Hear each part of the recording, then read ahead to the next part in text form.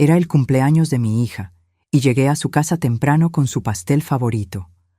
Toqué la puerta con una sonrisa, esperando ver su rostro iluminarse como cuando era una niña. Pero cuando abrió, su expresión era de total fastidio, como si no quisiera verme.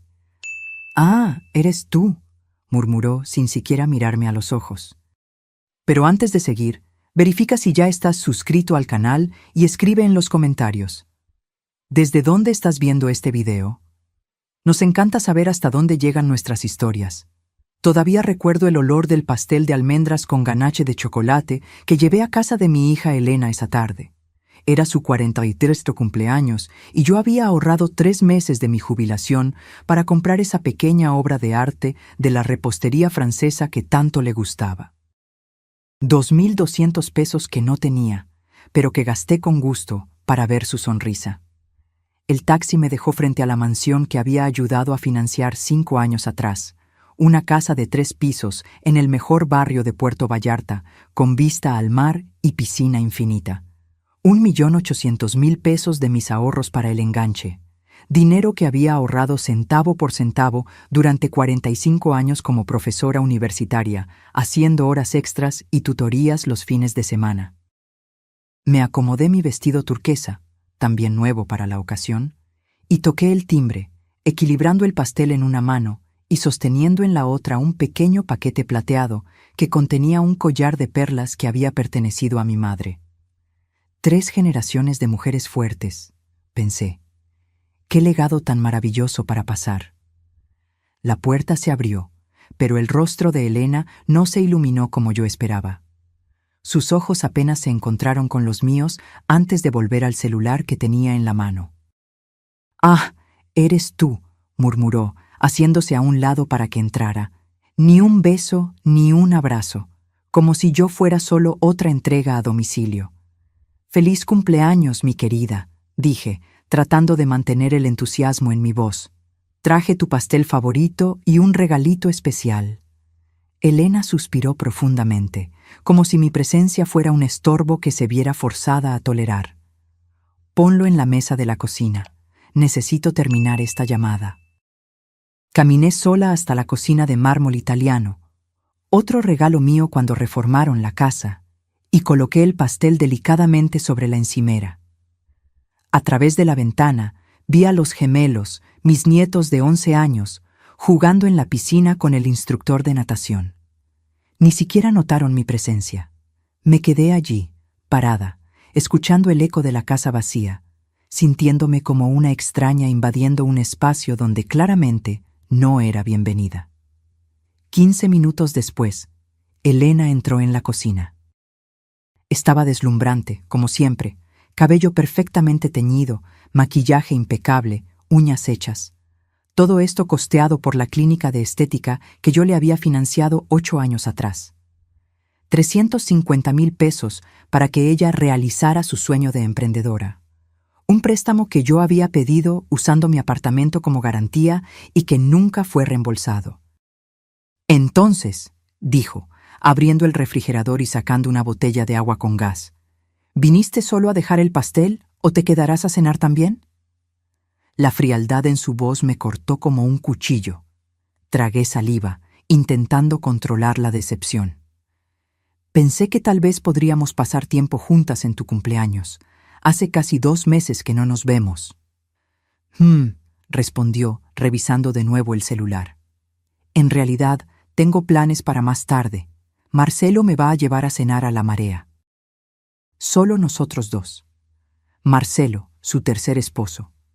Un hombre que vivía de inversiones nunca especificadas y que, curiosamente, siempre necesitaba de mi ayuda financiera para sus proyectos de emergencia. El último había sido hace solo 3 semanas. 60.000 pesos para un supuesto negocio de importación que no podía esperar. Dinero que yo había sacado de mis ahorros para tratamiento médico. «Entiendo», respondí, tratando de ocultar el dolor en mi voz. «¿Tal vez podamos almorzar mañana entonces?» Elena puso los ojos en blanco y finalmente me miró directamente. Su rostro estaba tenso, como si estuviera conteniendo algo que quería decir desde hacía mucho tiempo. Mamá, necesitamos hablar. Señaló los taburetes altos alrededor de la isla de la cocina. Siéntate. Obedecí, sintiendo un nudo formarse en mi estómago. Conocía ese tono. Era el mismo que usaba de niña antes de decir algo deliberadamente cruel para probar mis límites. He estado pensando mucho últimamente, comenzó, girando lentamente el vaso de agua entre los dedos. Sobre el cumpleaños, sobre la vida, sobre lo que realmente me haría feliz. Asentí, tratando de parecer alentadora. Claro, querida, dime lo que quieres. Tal vez pueda ayudar de alguna manera. Elena puso el vaso sobre la mesa con un golpe sordo y me miró directamente a los ojos. Lo que vi allí me heló hasta los huesos. No era amor, ni siquiera irritación pasajera. Era puro desprecio. La única cosa que realmente me gustaría recibir de regalo de cumpleaños, dijo lentamente, pronunciando cada palabra con deliberada crueldad, es que simplemente desaparecieras de mi vida. Preferiblemente que te murieras. El mundo se detuvo. El aire fue succionado de la habitación. Intenté hablar, pero mi garganta se cerró. Fue como si alguien me hubiera golpeado físicamente en el pecho. ¿Qué? Fue todo lo que pude susurrar. Escuchaste, continuó, ahora con una frialdad calculada. Estoy cansada de ti, mamá. Cansada de tus llamadas constantes, de tus visitas inesperadas, de tu forma de inmiscuirte siempre en mi vida con tus consejos anticuados y tu insoportable necesidad emocional. Mis manos comenzaron a temblar incontrolablemente. 74 años de vida, 43 años siendo su madre, y nunca, jamás, imaginé que escucharía tales palabras salir de la boca de mi única hija. Elena, logré decir entre lágrimas que empezaban a formarse, soy tu madre. Te di todo, sacrifiqué todo por ti. Exacto, exclamó, levantándose del taburete. Por eso me estás asfixiando. No puedo respirar con tu presencia constante. Necesito espacio, necesito libertad. Necesito vivir mi vida sin tener que lidiar con tus expectativas y tu drama emocional. Miré el pastel de cumpleaños, las velas aún en la caja, esperando ser encendidas.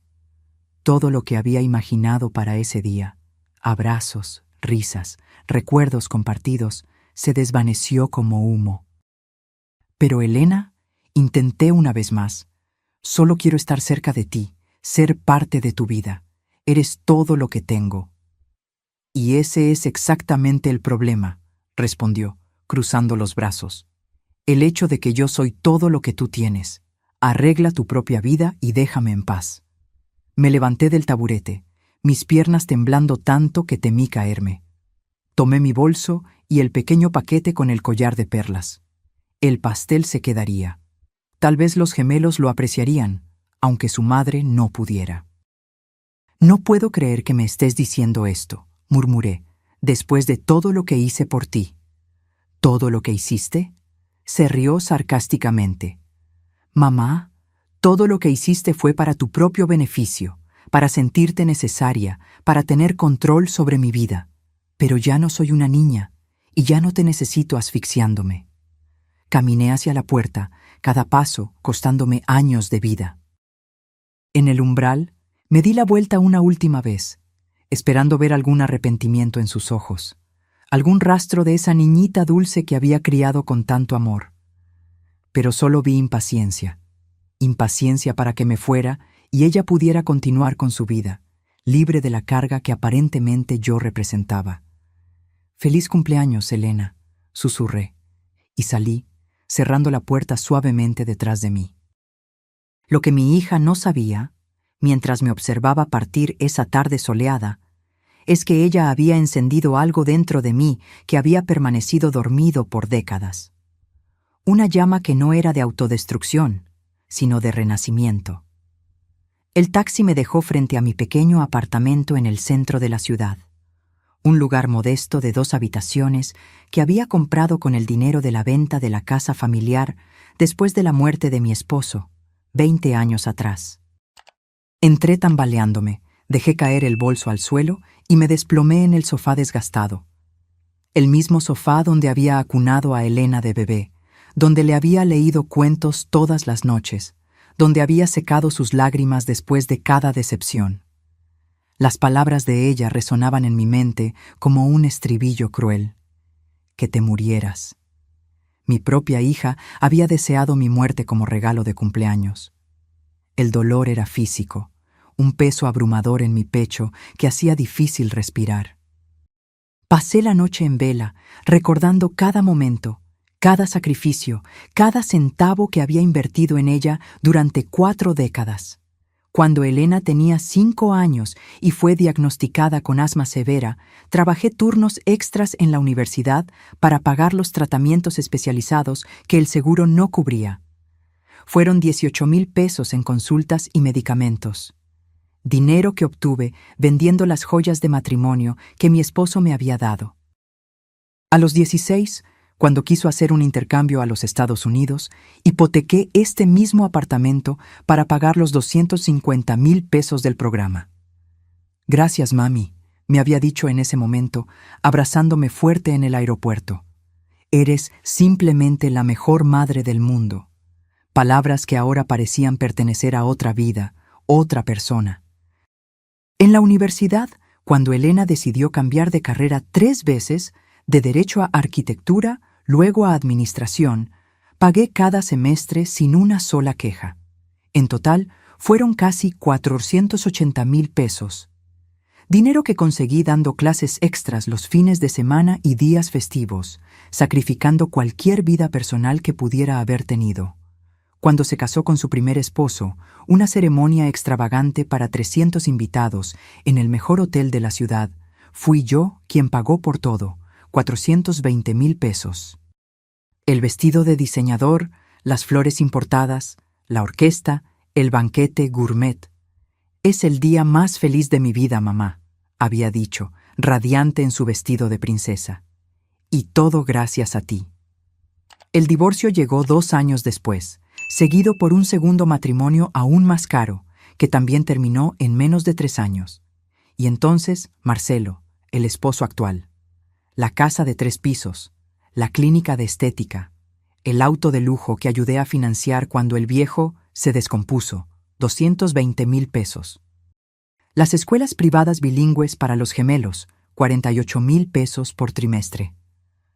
Al amanecer, empecé a hacer cuentas.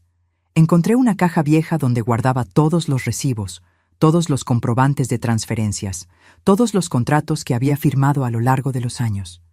No por desconfianza, sino por organización. Una vieja profesora de matemáticas nunca pierde sus hábitos. Sentada a la mesa de la cocina, con una taza de té frío que no tuve ánimo de beber, empecé a listar cada valor, cada fecha, cada motivo. El total me dejó atónita, más de 4,800,000 pesos a lo largo de 43 años, casi 5 millones de pesos que yo había dedicado a la felicidad de mi hija, y todo eso para escuchar que su mayor deseo era mi muerte. Algo extraño sucedió mientras miraba esos números. El dolor punzante que había sentido durante toda la noche empezó a transformarse en algo diferente. No rabia, aunque también había rabia, sino una claridad cristalina que nunca había experimentado antes. Una comprensión profunda de que había sido manipulada por décadas por alguien que veía mi amor como una utilidad, no como un vínculo sagrado. Si hubiera invertido esos casi 5 millones de pesos en mí misma, si hubiera viajado, estudiado más, comprado una casa mejor, cuidado de mi salud, planeado una jubilación cómoda, ¿dónde estaría ahora? Ciertamente no en este pequeño apartamento, contando los centavos de mi mermada jubilación, posponiendo tratamientos médicos para poder seguir ayudando a una hija que deseaba mi muerte. A las 6 de la mañana hice algo que nunca había hecho antes. Tomé el teléfono y bloqueé el número de Elena.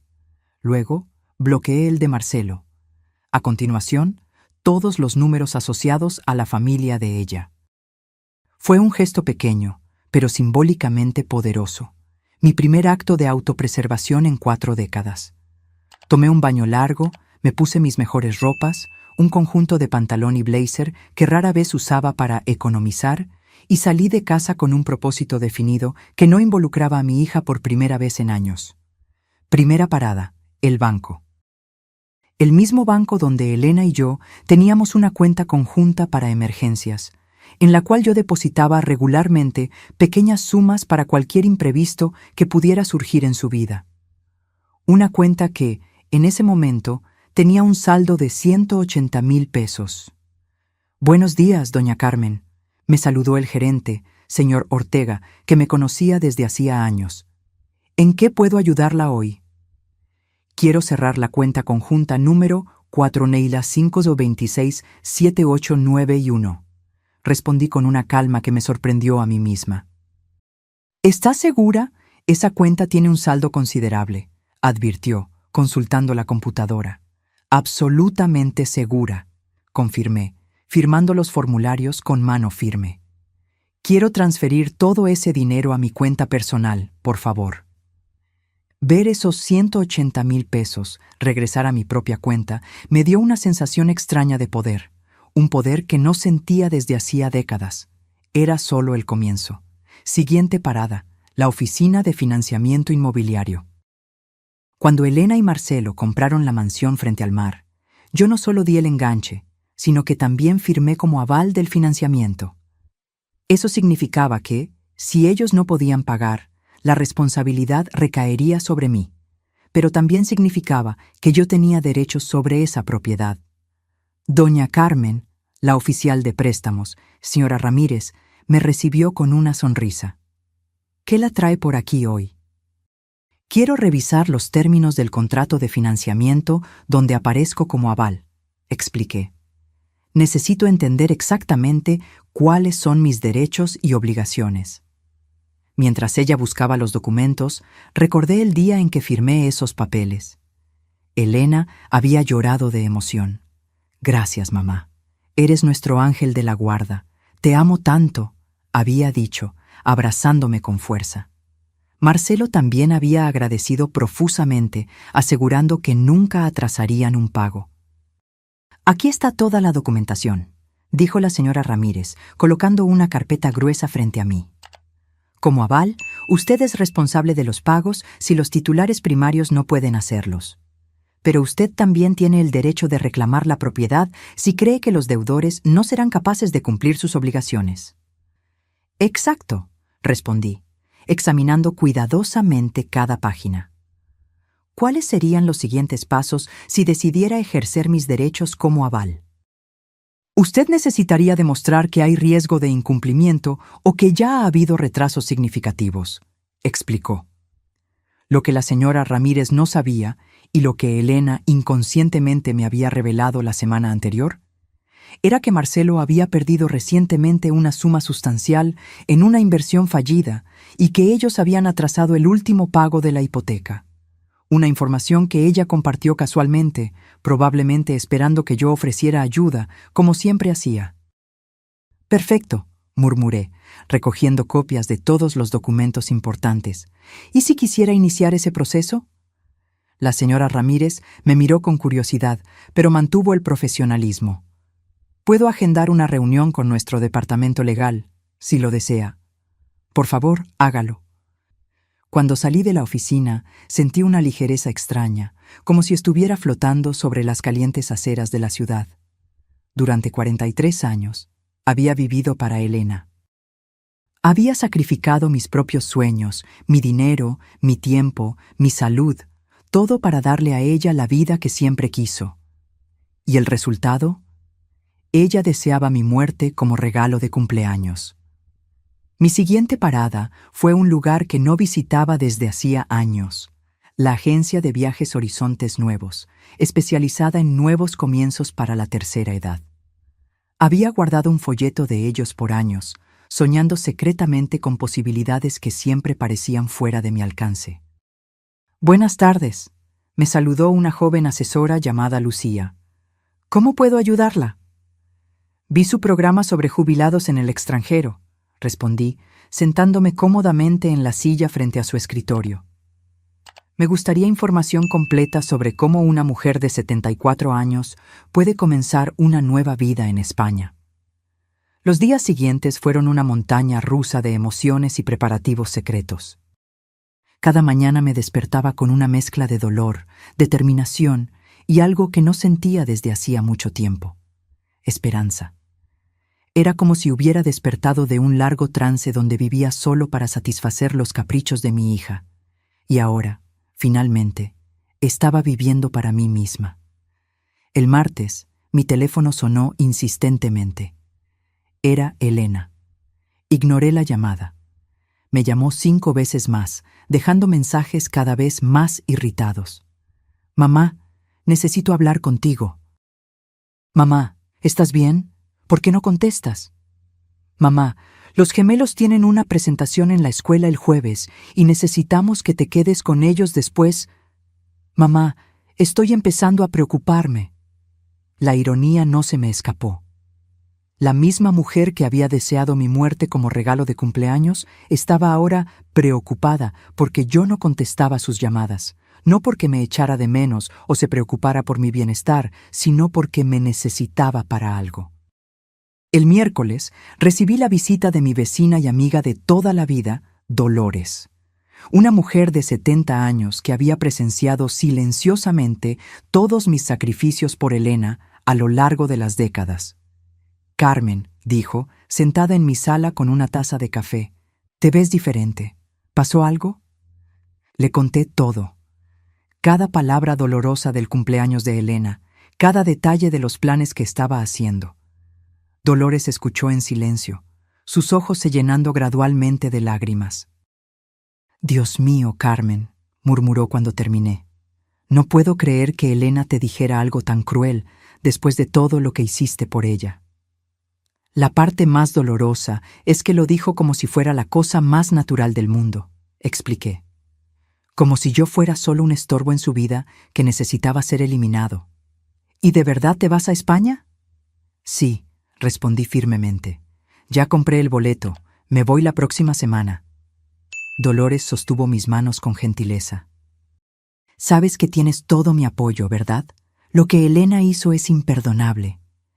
«Hay algo más», dije bajando la voz. «Voy a necesitar tu ayuda con algo muy especial». Le expliqué mi plan completo. Quería que Elena creyera que yo había muerto, al menos por un tiempo.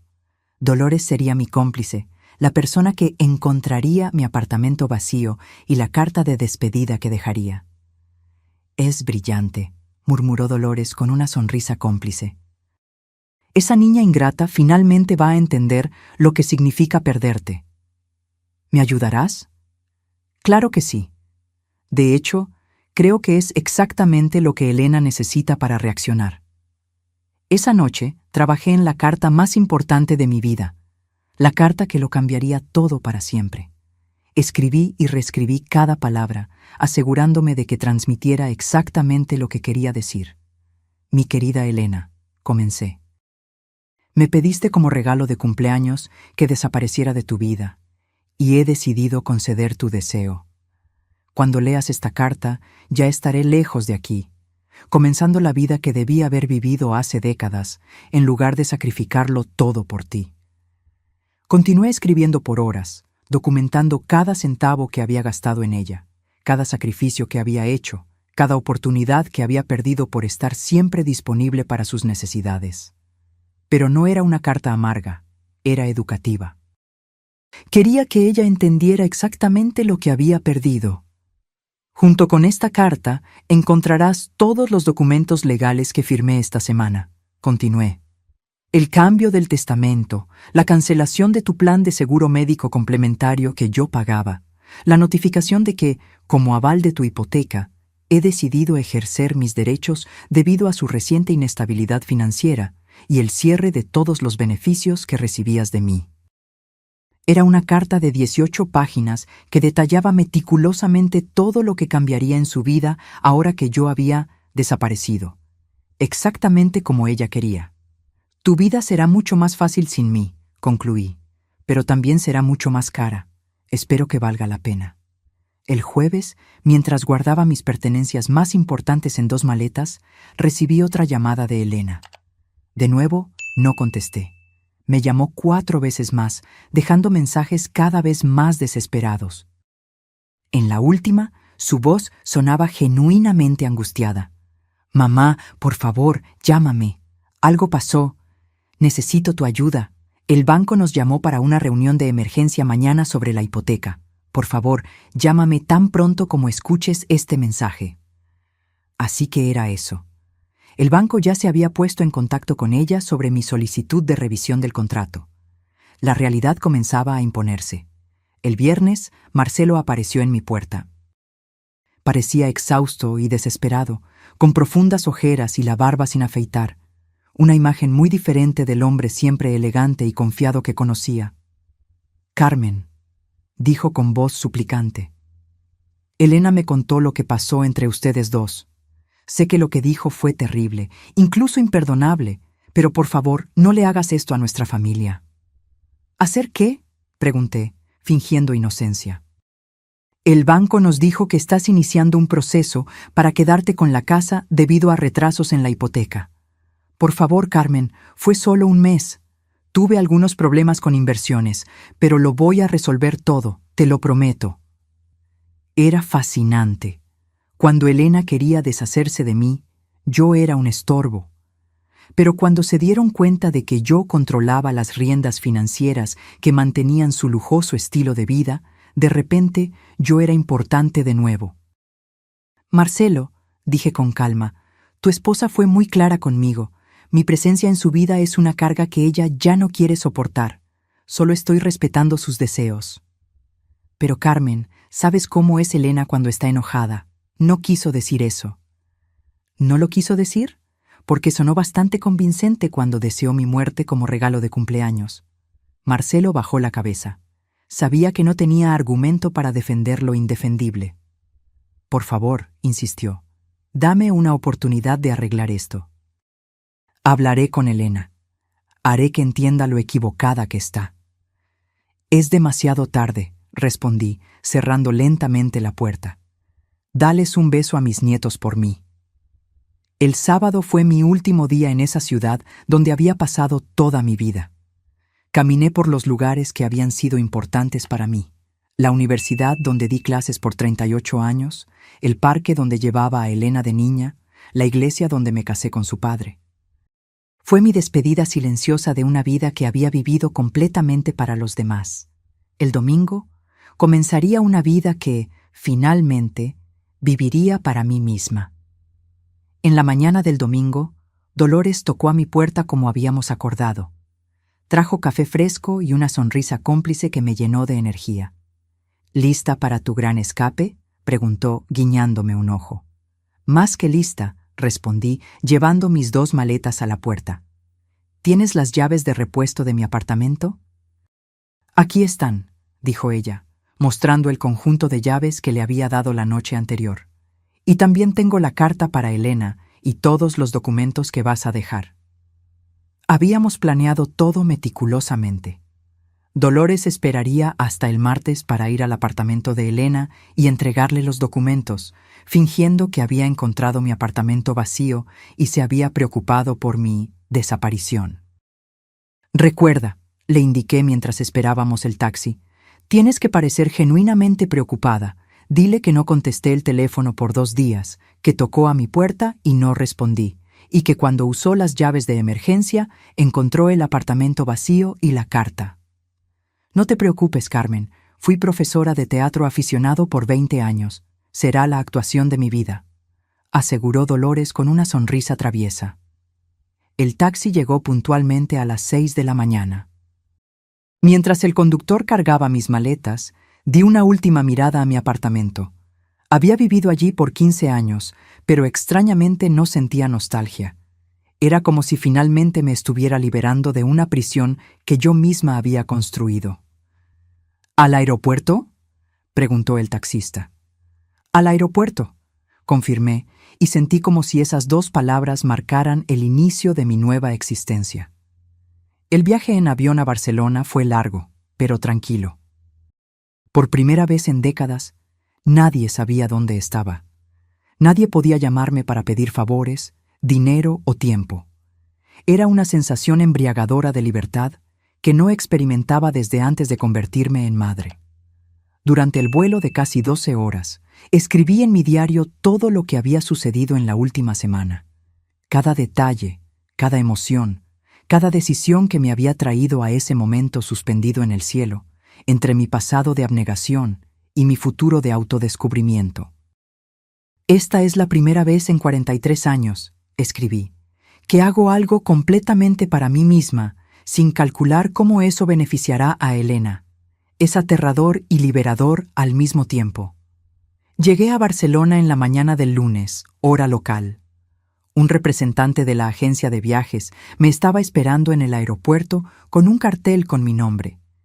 Era un hombre joven y amable llamado Miguel que hablaba español con un fuerte acento catalán. Señora Carmen, me saludó con una sonrisa genuina.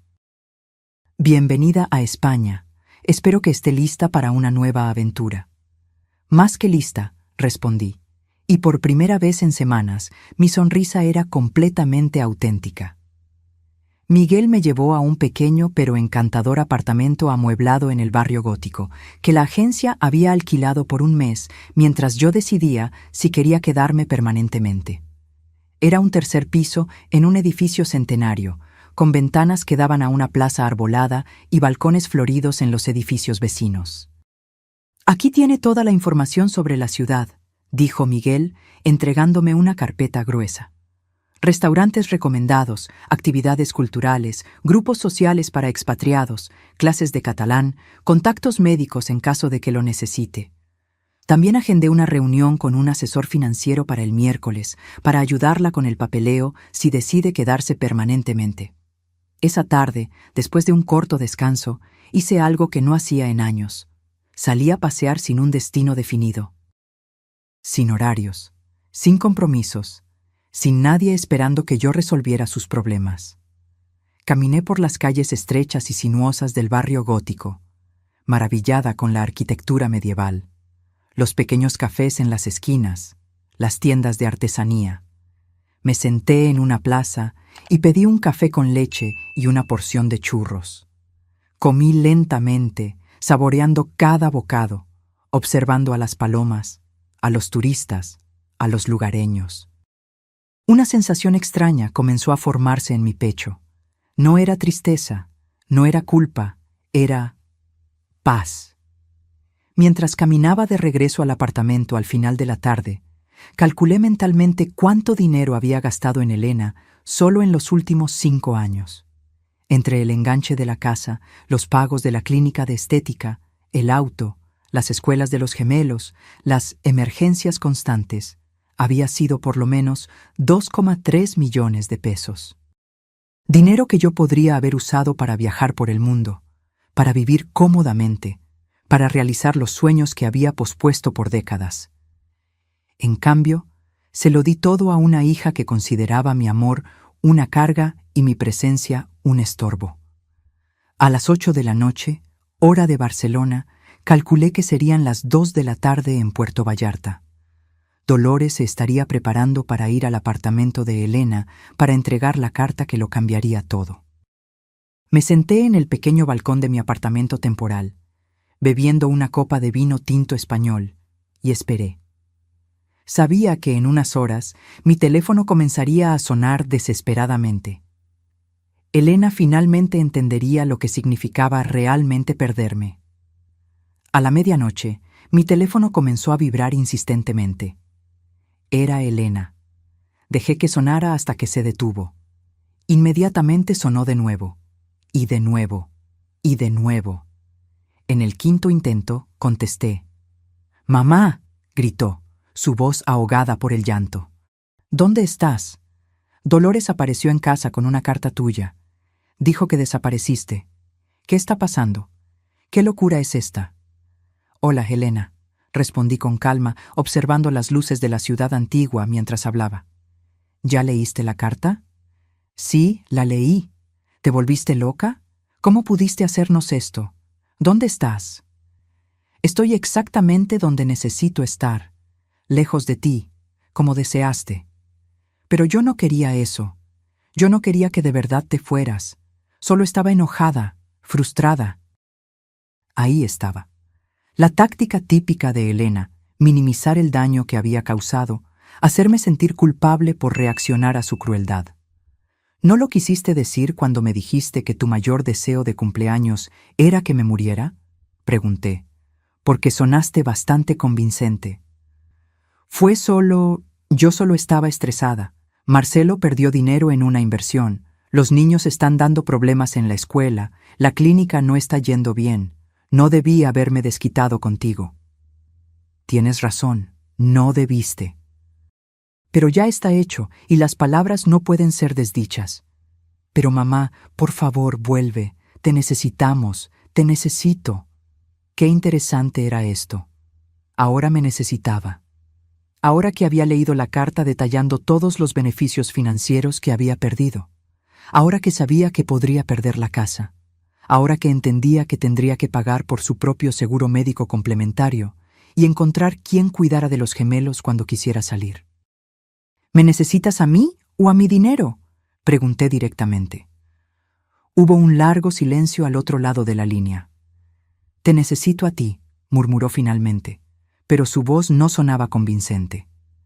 Elena, durante 43 años viví para ti. Sacrifiqué mis sueños, mi dinero, mi tiempo, mis oportunidades. Y cuando finalmente necesité sentir que me amabas y valorabas, me dijiste que preferías que estuviera muerta. Esas palabras me partieron el corazón de una manera que jamás podré reparar. Lo siento mucho, mamá. Lo siento mucho de verdad. Las disculpas no son suficientes, Elena. El daño está hecho. ¿Y sabes algo? Tal vez fue lo mejor que pudiste haberme dicho, porque finalmente me abrió los ojos y me hizo entender que he vivido toda mi vida de manera equivocada. ¿A qué te refieres? Me refiero a que por primera vez en décadas estoy viviendo para mí misma, y eso es maravilloso. ¿Dónde estás, mamá? Por favor, dime, imploró Elena, su voz ahogada por las lágrimas. Los gemelos están preguntando por la abuela. No entienden por qué desapareciste. Era fascinante cómo, ahora que yo no estaba disponible, mis nietos de repente me echaban de menos. Durante todos estos años, cuando yo cancelaba mis planes para cuidarlos, cuando les compraba regalos caros, cuando los llevaba al parque mientras Elena iba de compras, era solo lo que se esperaba de mí. Pero ahora que yo me había ido, mi ausencia se sentía. Los niños estarán bien, respondí, mirando las estrellas sobre Barcelona. Son resilientes. Lo que aprenderán es que las acciones tienen consecuencias y que las palabras dolorosas pueden destruir relaciones para siempre. Pero mamá, por favor, no puedes simplemente desaparecer así. ¿Y si algo te pasa? ¿Y si te enfermas? ¿Cómo vamos a saberlo? Ahora le preocupaba mi bienestar. Qué conveniente. Elena, en los últimos 3 años tuve 2 episodios de presión alta que me llevaron al hospital. ¿Sabes cuántas veces me visitaste? Ninguna. Siempre tenías algo más importante que hacer. Eso no es verdad, protestó débilmente. Es verdad. La primera vez te llamé desde la sala de emergencias. Dijiste que no podías venir porque tenías una fiesta en casa de una amiga. La segunda vez era el cumpleaños de Marcelo y estabas celebrando. El silencio al otro lado de la línea confirmó que ella recordaba perfectamente cada ocasión. Yo pensé que no era serio, murmuró.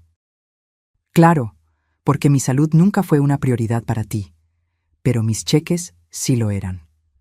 No es sobre el dinero, gritó Elena. Es sobre ti. Te echo de menos, mamá. ¿Me echas de menos a mí o echas de menos tener a alguien disponible las 24 horas del día para resolver tus problemas? Colgué sin esperar una respuesta. El teléfono volvió a sonar, pero esta vez lo silencié por completo. Necesitaba paz para disfrutar mi primera noche de libertad en un nuevo país. Los días siguientes fueron un descubrimiento constante, no solo de Barcelona, sino de mí misma. Había partes de mi personalidad, intereses y deseos que se habían quedado dormidos por décadas mientras yo vivía en función de Elena. Ahora se despertaban, uno por uno, como flores después de una larga sequía.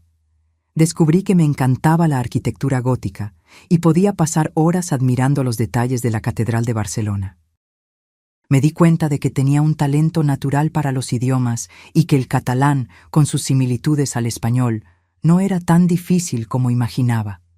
Redescubrí mi amor por las matemáticas, algo que había enseñado por años, pero que hacía mucho tiempo no practicaba por placer. El miércoles tuve mi reunión con el asesor financiero español. Era un hombre mayor llamado señor Ferrer, que me ayudó a entender todas mis opciones para la residencia permanente en España. Con sus ahorros actuales y su jubilación mexicana, explicó, usted puede vivir cómodamente aquí por muchos años. España tiene excelentes programas de salud para jubilados extranjeros y la calidad de vida en Barcelona es excepcional. Por primera vez en años, hablé abiertamente sobre mis finanzas sin preocuparme por ahorrar dinero para las emergencias de Elena.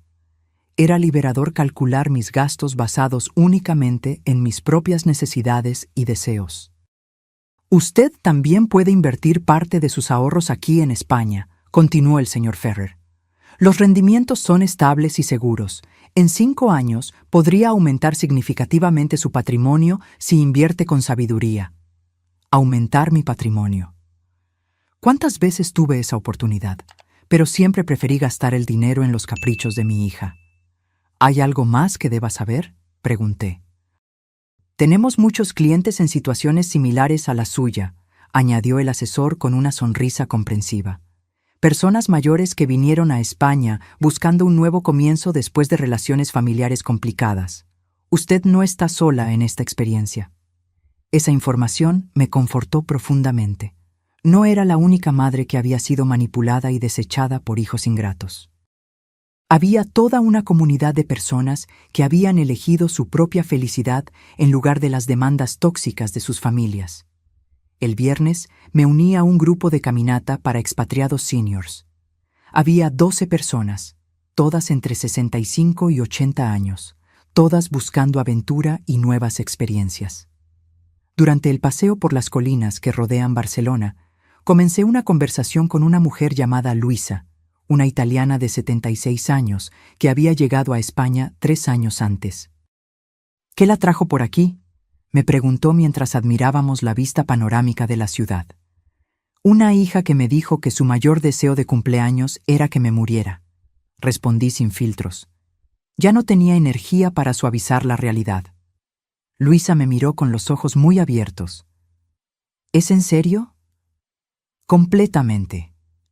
Después de financiar su casa, prácticamente criar a sus hijos y sacrificar mi jubilación por sus necesidades, me dijo que mi presencia en su vida era una carga insoportable.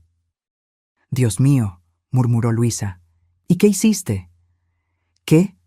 Desaparecí de su vida y aquí estoy. Luisa sonrió con admiración. Eres muy valiente. Yo tardé 7 años en tomar la decisión de alejarme de mi familia tóxica. Mi hijo y mi nuera me trataban como un cajero automático ambulante. Durante el resto del paseo, Luisa y yo compartimos nuestras historias. Ella había venido a España después de darse cuenta de que sus hijos adultos solo la contactaban cuando necesitaban dinero para sus vacaciones, sus autos nuevos o sus caprichos. Cuando decidió imponer límites, la acusaron de ser una madre egoísta y la amenazaron con no dejarla ver a sus nietos. Los primeros meses fueron difíciles, confesó Luisa, mientras descendíamos un sendero arbolado. La culpa me consumió. Pensé que tal vez era realmente egoísta, que una buena madre siempre debe sacrificarse por sus hijos. ¿Y qué cambió tu perspectiva? Me di cuenta de que mis hijos nunca se preguntaron si yo era feliz, si tenía suficiente dinero para mis propias necesidades, o si mis sacrificios constantes me estaban lastimando. A ellos solo les importaba lo que yo podía darles. Eso no es amor, Carmen, es explotación. Las palabras de ella resonaron profundamente en mi corazón. Por décadas, había confundido manipulación emocional con amor filial, demandas constantes con necesidad genuina. Al final del paseo, Luisa me invitó a un grupo de apoyo que se reunía quincenalmente, mujeres mayores que habían tomado la difícil decisión de priorizar su bienestar por encima de las expectativas familiares tóxicas. Acepté de inmediato. Esa noche, encendí mi teléfono por primera vez en 3 días. Tenía 78 llamadas perdidas y 32 mensajes de texto. La mayoría era de Elena y Marcelo, pero también había algunas de números desconocidos, probablemente amigos que ellos habían reclutado para intentar localizarme. Leí los mensajes cronológicamente, observando la evolución del pánico de mi hija. Los primeros aún eran emocionales. Por favor, mamá, vuelve. Te necesitamos. Los niños están llorando por ti. Pero gradualmente se volvieron más desesperados y centrados en cuestiones financieras. El banco nos llamó para otra reunión. Dicen que solicitaste una revisión del contrato como aval. No pueden quitarnos la casa por un malentendido. En el 4.º día, los mensajes se habían vuelto agresivos. Esto es ridículo, mamá. Estás arruinando nuestras vidas por una rabieta. Actúa como una adulta y vuelve, y finalmente desesperados. Llamé a todos los hospitales, a la policía, a tus amigos. Nadie sabe dónde estás. Si algo te pasa, va a ser mi culpa. Por favor, solo dime que estás bien. Era fascinante observar cómo en ningún momento Elena se disculpó genuinamente por desear mi muerte. En ningún momento reconoció la crueldad de sus palabras o expresó remordimiento real. Todo giraba en torno a las consecuencias negativas que mi ausencia tenía para ella. Decidí responder a un último mensaje. Estoy perfectamente bien y más feliz de lo que he estado en años. Lo que estás experimentando ahora son las consecuencias naturales de tus acciones. Espero que esta experiencia te ayude a entender el valor de las personas que amas antes de que sea demasiado tarde con otras en tu vida. La respuesta llegó de inmediato. Por favor, mamá, podemos arreglar esto. Prometo que nunca más diré cosas horribles. Solo vuelve. Escribí mi respuesta final. Las promesas vacías no arreglan corazones rotos. Elena, las palabras que me dijiste revelaron lo que realmente piensas de mí. No puedes deshacer esa verdad con promesas desesperadas. Después de enviar ese mensaje, bloqueé su número y todos los números asociados a Marcelo. También bloqueé los números desconocidos que me habían llamado. Era hora de cerrar este capítulo de una vez por todas. En la semana siguiente, me reuní de nuevo con el señor Ferrer para firmar los papeles que me permitirían residir permanentemente en España. También hice arreglos para transferir definitivamente mi jubilación mexicana e iniciar el proceso de venta de mi apartamento en Puerto Vallarta. ¿Estás segura de que quiere hacerlo permanente?, preguntó el señor Ferrer. Es una decisión muy significativa. Nunca he estado más segura de nada en mi vida, respondí, firmando cada documento con mano firme. Por primera vez en décadas, estoy tomando decisiones basadas en mi propia felicidad, no en las demandas de los demás. Esa tarde, recibí una llamada de Dolores, mi querida vecina y cómplice. Su voz sonaba animada. «Carmen, no vas a creerlo», dijo. Elena vino a mi apartamento ayer llorando histéricamente. Imploró que te dijera que volvieras, que había sido un terrible malentendido. ¿Y qué le dijiste? Dije la verdad, que lo que te había dicho era imperdonable y que si yo fuera tú, también habría desaparecido para siempre. Debiste haber visto su cara cuando se dio cuenta de que incluso los vecinos sabían lo cruel que había sido contigo. ¿Mencionó algo sobre los problemas financieros? Oh, sí. Dijo que sin tu ayuda no pueden pagar la hipoteca, que el banco está presionando, que Marcelo no puede resolver la situación financiera y que los niños necesitan cosas para la escuela que ellos no pueden pagar. Básicamente, se dio cuenta de todo lo que yo hacía por ellos cuando lo perdió. Era exactamente lo que esperaba. Ella no me extrañaba como persona. Extrañaba mi función como proveedora financiera y solucionadora de problemas. Dolores, le pedí, cuando alguien pregunte por mí, especialmente Elena, quiero que digas que estoy muerta para ellos, porque en cierto modo es verdad. La Carmen que constantemente se sacrificaba por una hija ingrata, realmente murió en su cumpleaños. Lo entiendo perfectamente, respondió Dolores. ¿Y sabes algo? Creo que es la mejor muerte que pudiste haber elegido.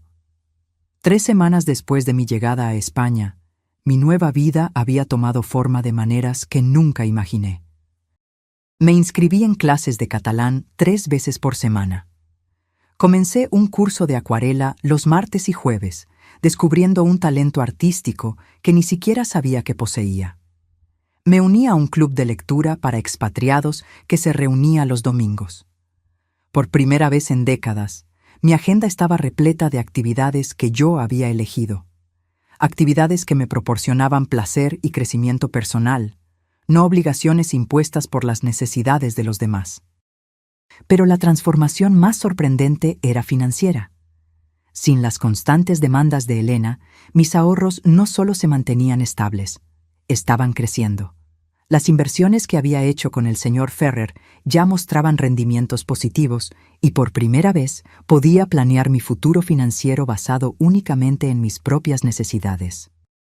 Ese miércoles de abril, mientras tomaba café de la mañana en el balcón soleado de mi apartamento, recibí una llamada de un número internacional que no reconocí. Dudé en contestar, pero la curiosidad me ganó. ¿Señora Carmen Aguirre?, preguntó una voz femenina con acento mexicano. Sí, soy yo. ¿Quién habla?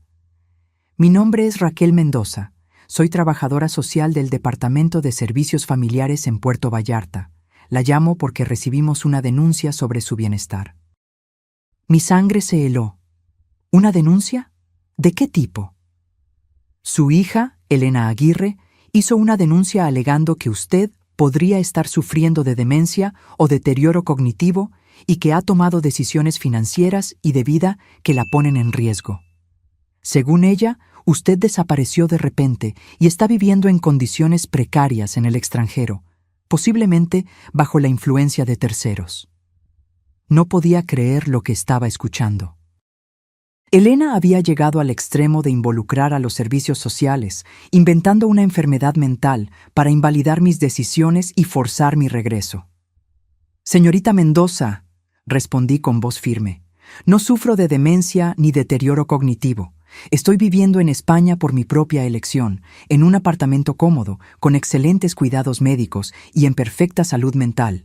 Las alegaciones de mi hija son completamente falsas. Entiendo su posición, señora Aguirre, pero necesitamos verificar su bienestar. ¿Sería posible coordinar una evaluación médica y psicológica a través del consulado mexicano en España? Claro, respondí sin dudar. Estoy dispuesta a someterme a cualquier evaluación que demuestre que estoy en perfecta salud mental y que mis decisiones fueron tomadas con total lucidez. Después de coordinar los detalles para la evaluación, colgué el teléfono, sintiendo una mezcla de rabia y descreimiento. Elena había cruzado una línea sin retorno. No solo había deseado mi muerte, sino que ahora intentaba destruir mi credibilidad mental para recuperar el control sobre mi dinero y mi vida.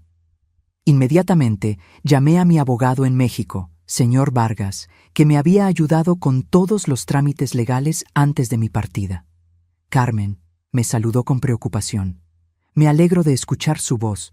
Tuve una semana muy interesante con su hija. Me imagino. Acabo de hablar con los servicios sociales. Elena me está acusando de tener demencia. Eso no es todo, suspiró el señor Vargas. También contrató a otro abogado para intentar impugnar todos los cambios legales que usted hizo antes de partir. Está alegando que usted no estaba en su sano juicio cuando los firmó. ¿Puede hacer eso? Puede intentarlo, pero no tiene una base legal sólida. Tengo grabaciones de todas nuestras conversaciones, donde usted claramente demuestra total lucidez. Además, el hecho de que planeó meticulosamente su partida y está viviendo independientemente en España contradice cualquier alegación de deterioro cognitivo. ¿Qué más está haciendo? Intentó tener acceso a sus cuentas bancarias, alegando preocupación por su bienestar. También quería interrumpir el proceso de reclamación de la casa, pero como todo está legalmente respaldado y ella misma firmó documentos reconociendo problemas financieros recientes, no tiene argumentos válidos. Era increíble hasta dónde estaba dispuesta a llegar Elena para recuperar los beneficios financieros que había perdido. Señor Vargas, quiero que prepare una demanda por difamación contra mi hija. Las falsas alegaciones de ella sobre mi estado mental pueden afectar mi reputación y mis derechos legales. Será un placer, respondió con satisfacción. Después de ver cómo la trató, creo que es hora de que se enfrente a las consecuencias legales de sus acciones. 2 días después, comparecí en el Consulado Mexicano en Barcelona para las evaluaciones médicas y psicológicas. El médico designado, Dr. Torres, era un hombre experimentado que inmediatamente comprendió la situación. Señora Aguirre, me dijo después de una exhaustiva evaluación de 3 horas, no solo está en perfecta salud mental, sino que las decisiones que ha tomado demuestran una lucidez y valentía admirables. Su hija está claramente intentando manipular el sistema legal para recuperar beneficios financieros. ¿Eso será documentado oficialmente? Absolutamente. Enviaré un informe detallado a los servicios sociales explicando que las alegaciones son infundadas y que usted está viviendo una vida independiente y saludable en España. Esa misma tarde, recibí una llamada de la trabajadora social. Señora Aguirre, recibimos el informe médico del consulado. Es evidente que las alegaciones de su hija no tienen fundamento. Vamos a cerrar el caso y notificar a Elena de que sus quejas han sido consideradas infundadas. Gracias, respondí. ¿Esto quedará registrado de alguna manera? Sí, se documentará que ella hizo una denuncia falsa sobre el bienestar de un familiar, lo que puede tener implicaciones legales si se repite. Perfecto. Elena no solo fracasó en su intento de invalidar mis decisiones, sino que ahora tenía un registro oficial de haber hecho denuncias falsas. Esa noche, decidí hacer algo que había pospuesto. Escribir un relato detallado de mi experiencia, no para Elena, sino para otras mujeres que pudieran estar viviendo situaciones similares de manipulación y abuso emocional por hijos adultos. Escribí durante 4 horas, documentando cada sacrificio que había hecho, cada manipulación que había sufrido y cada paso que había dado para reivindicar mi dignidad y mi vida. Titulé el texto Cuando el amor materno se convierte en autodestrucción. Mi historia de liberación a los 74 años. Envié el texto a un blog que había descubierto, especializado en historias de mujeres mayores que habían encontrado el valor para cambiar radicalmente sus vidas. Una semana después, recibí una respuesta entusiasta de la editora. Carmen, escribió, su historia es poderosa e inspiradora. Recibimos cientos de comentarios de mujeres que se identifican completamente con su experiencia. ¿Estaría dispuesta a participar en una entrevista en video para nuestro canal de YouTube? Acepté de inmediato. Era hora de usar mi experiencia para ayudar a otras mujeres atrapadas en dinámicas familiares tóxicas. La entrevista se publicó 2 semanas después y rápidamente se volvió viral. Miles de mujeres compartieron historias similares de hijos adultos que las manipulaban emocionalmente y explotaban financieramente. Los comentarios eran un catálogo de dolor y reconocimiento.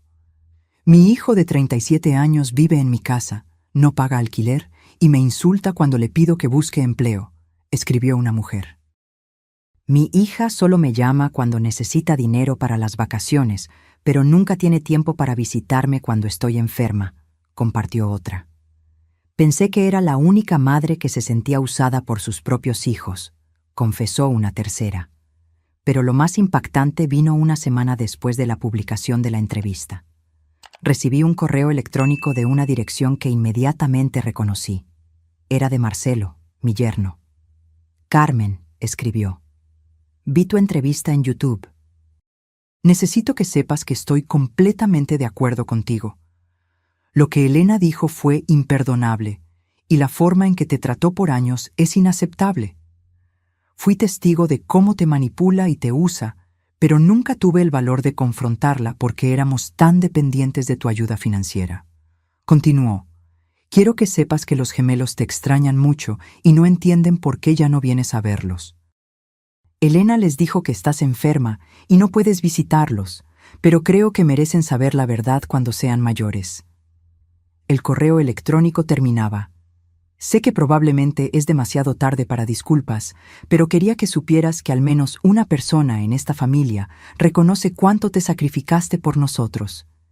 Espero que seas feliz en tu nueva vida. Leí el correo electrónico 3 veces antes de decidir cómo responder. Finalmente escribí: Marcelo, agradezco tu honestidad, pero las disculpas tardías no cambian el daño causado. Espero que esta experiencia te ayude a ser un mejor esposo y padre, y que les enseñes a tus hijos a valorar a las personas que los aman antes de que sea demasiado tarde. Fue la primera vez que alguien en mi familia reconoció públicamente el abuso que había sufrido. Eso no cambió mi decisión de mantener la distancia, pero me dio una sensación de validación que había necesitado por años. Mi nueva vida en España florecía de maneras inimaginables. Tenía amigos genuinos que me valoraban por quien yo era, no por lo que podía dar. Redescubrí pasatiempos y pasiones. Tenía paz mental y estabilidad financiera. Y lo más importante, tenía dignidad. 6 meses después de mi llegada a España, mi vida había asumido una forma que nunca soñé que fuera posible.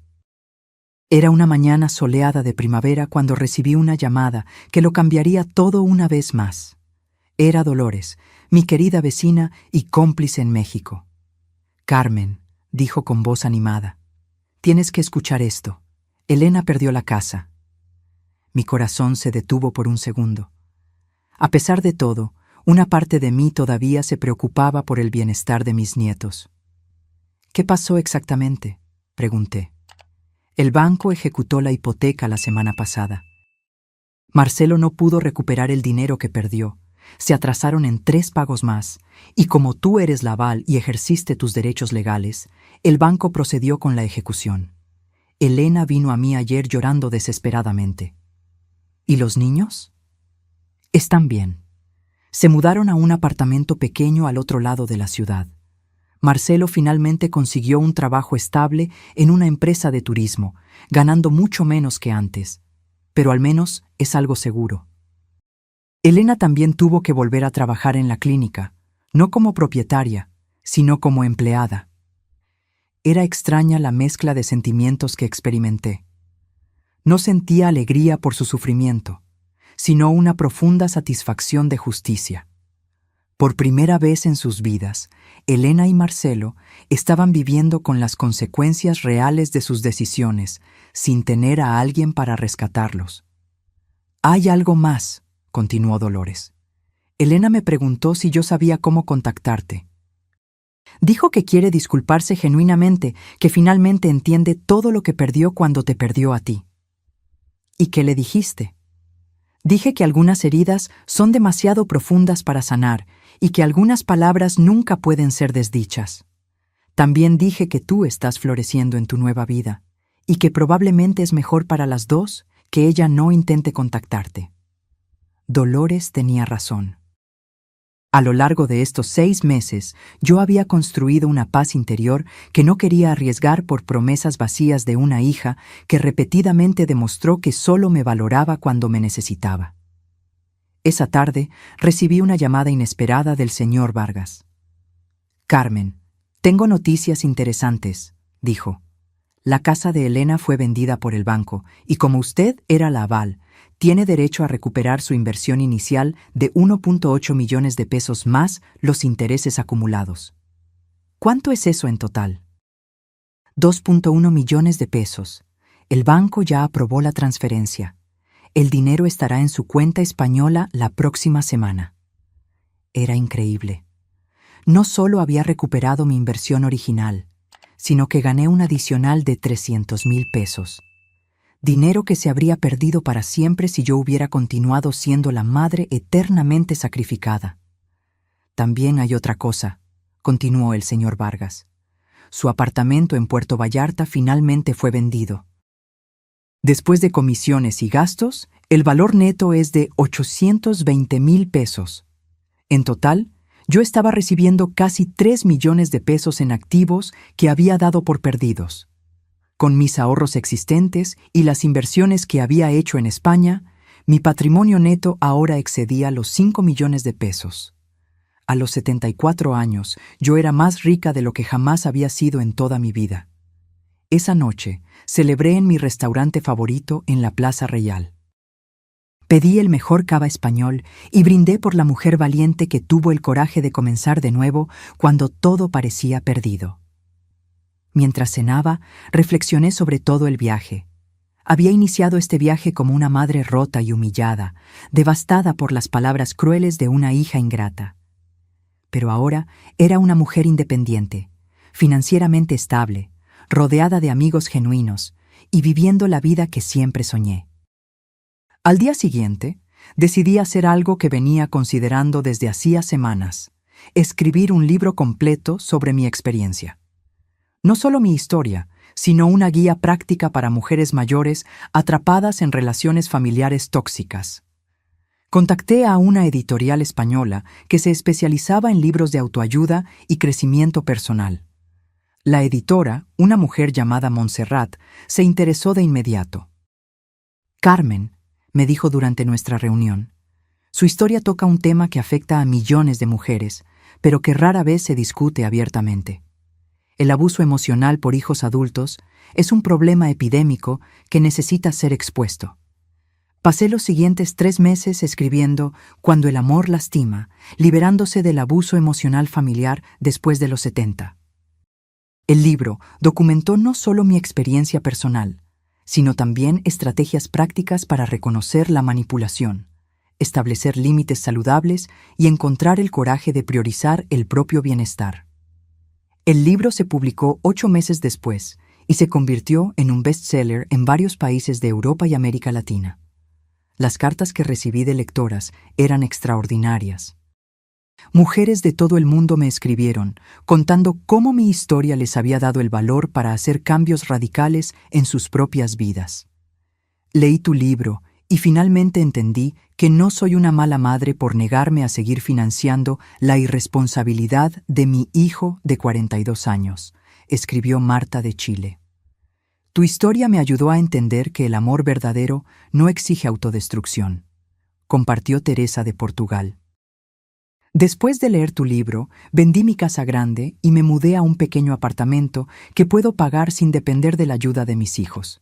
Por primera vez en años, duermo en paz, relató Sofía de Argentina. Pero la carta que más me conmovió llegó un año después de la publicación del libro. Era de una joven madre llamada Paula. Señora Aguirre, escribió, tengo 32 años y una madre de 67 que ha sacrificado su vida entera por mí y mis hermanos. Después de leer su libro, me di cuenta de que la estamos tratando exactamente como Elena la trató a usted. Su historia me abrió los ojos y me hizo entender que estaba repitiendo un patrón tóxico que podría destruir mi relación con mi madre para siempre. Ayer llamé a mi madre y me disculpé por todos los años de darla por sentada. También le dije que quiero ayudarla a realizar sus propios sueños en lugar de esperar que siempre esté disponible para los míos.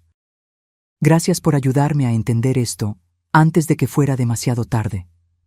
Esa carta me hizo llorar de alegría.